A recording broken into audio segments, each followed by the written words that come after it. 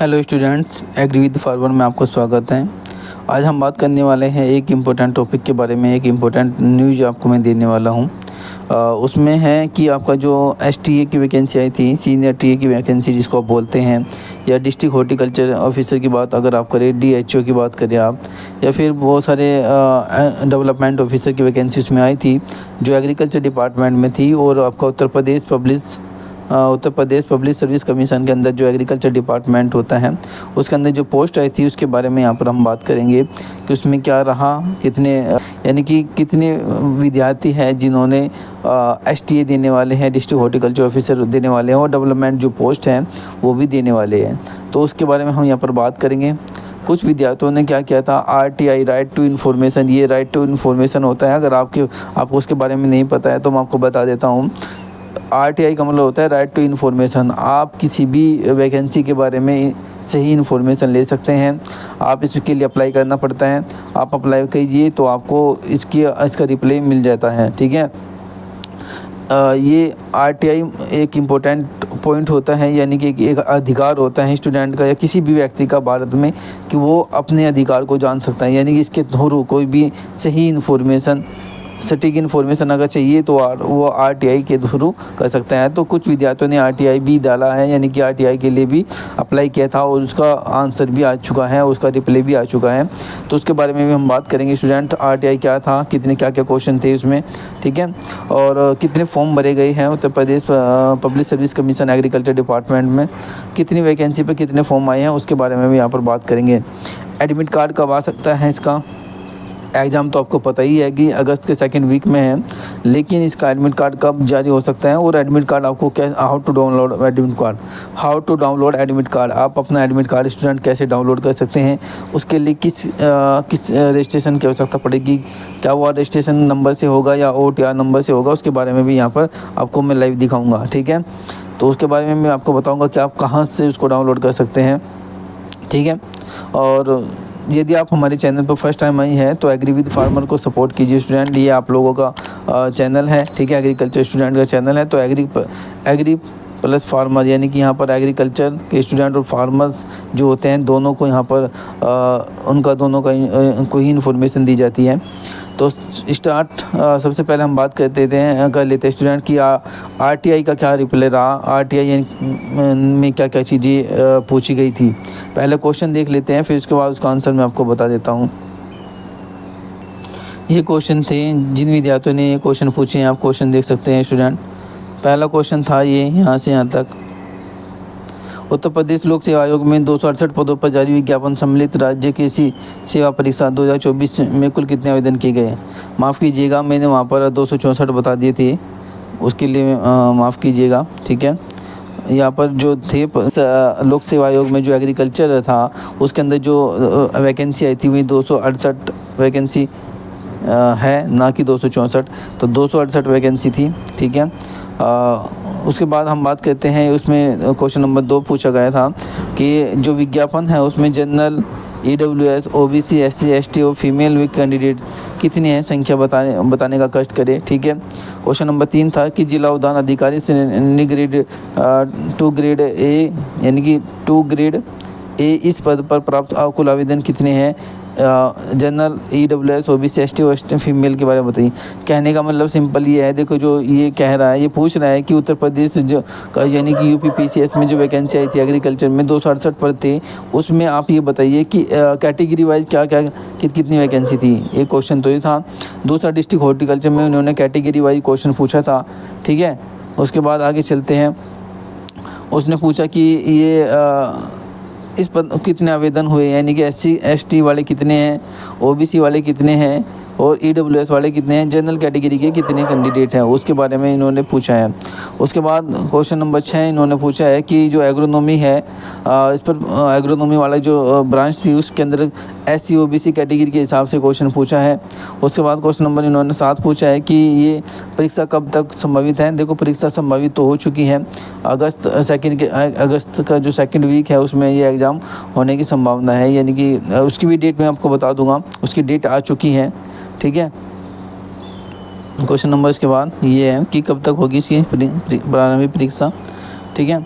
उसके बाद क्वेश्चन ये था, लास्ट क्वेश्चन था उनका 8वां क्वेश्चन। उन्होंने कहा कि क्या इसमें वैकेंसी बढ़ने की संभावना है, यानी कि जो STA है क्या इसमें वैकेंसी इंक्रीज हो सकती है। तो ये क्वेश्चन उन्होंने पूछे थे RTI में, और उनके जवाब क्या आए हैं उसके बारे में मैं आपको दिखा देता हूँ। ये है RTI का रिप्ले है, ये आयोग के द्वारा आप देख सकते हैं, ठीक है। इसके अंतर्गत इन्होंने रजिस्ट्रेशन ये सब कुछ इन्होंने हाइड किया हुआ है, और इन्होंने कहा है कि जो लोगों ने इसको अप्लाई किया है ये आवेदनों की संख्या है, ठीक है, 40,923। और इसमें संबंधित परीक्षा में कुल इतने ऑनलाइन आवेदन प्राप्त हुए हैं।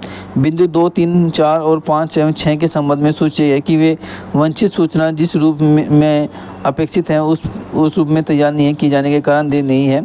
यानी कि जो इन्होंने बिंदु पूछे थे, दूसरा बिंदु, तीसरा, ये सारी चीज़ें 2, 3, 4, 5 वो कैटेगरी पूछी थी इन्होंने कि कौन कौन सी वैकेंसी में कौन कौन सी कैटेगरी में कौन कौन सी वैकेंसी आई है। मान लीजिए अगर इन्होंने पूछा था कि वो आपका जैसे आपका जो डिस्ट्रिक्ट हॉर्टिकल्चर ऑफिसर है उसमें कैटेगरी के हिसाब से बताइए, तो इन्होंने कैटेगरी के बारे में इन्होंने अभी सूचना नहीं दी है, ठीक है, कि इस वैकेंसी में कैटेगरी वाइज कौन कौन सी है उसके बारे में अभी इन्होंने नहीं बताया है, ठीक है। बिंदु 7 के संबंध में सुझाव कि आयोग के द्वारा आयोजित की जाने वाली परीक्षाओं का संशोधित परीक्षा कैलेंडर जारी किया जा चुका है। आपको उसका क्या करिए, अवलोकन करिए, यानी कि एग्ज़ाम डेट के बारे में पूछा था इन्होंने, और एग्ज़ाम डेट क्या है कि बिंदु 7 में इन्होंने पूछा था कि एग्ज़ाम डेट कब हो सकती है। तो एग्ज़ाम डेट को बताया रखा है, आपको पता ही है कि अगस्त के 2nd वीक में इसका एग्ज़ाम होने वाला है। बिंदु 8 के में इसके बारे में अभी क्या है, इन्होंने पूछा था कि क्या इसकी वैकेंसी बढ़ सकती है या नहीं। बिंदु 8 में पॉइंट नंबर 8 इन्होंने ये पूछा था कि वैकेंसी बढ़ सकती है या नहीं बढ़ सकती है। तो उसके लिए भी इन्होंने इसके बारे में कुछ नहीं बताया कि हो सकता है कि परिस्थिति के अनुसार होती है चीज़ें, कि बढ़ भी सकती है और घट भी सकती है। तो घट तो मुश्किल से गया, लेकिन बढ़ने की संभावना है, बढ़ भी सकती है। तो ये सब चीज़ें हैं, ये सारा का सारा RTI का रिप्ले है, सब कुछ लिखा हुआ है स्टूडेंट, यहाँ पर आप देख सकते हो। मैंने बहुत ही सिंपल वे में आपको बताया है, ठीक है। अब इसकी बात आती है कि अब इसको अगर ये अगस्त में इसका एग्ज़ाम होने वाला है तो इसको एडमिट कार्ड कैसे डाउनलोड कर सकते हैं हम, इसके बारे में बात होगी। एडमिट कार्ड कहाँ से मिलेगा, कैसे डाउनलोड करेंगे, चलो उसको भी देख लेते हैं। तो ये सारी चीज़ें मैंने आपको बता दी हैं, ठीक है। अब चलते हैं एडमिट कार्ड के बारे में। तो क्रोम पर आप UPPSC लिखोगे तो इसके सामने इस तरह की वेबसाइट ओपन होगी। तो इस वेबसाइट को आपको ओपन करना है। जैसे आपने इसको ओपन किया, ओपन करने के बाद इस तरह का इंटरफेस ओपन होता है, आप लोग देख सकते हो यहाँ पर, ठीक है। ये पूरी ये इसकी वेबसाइट है, ठीक है। आप इस तरह का इंटरफेस ओपन होता है, यहाँ पर देख लीजिएगा।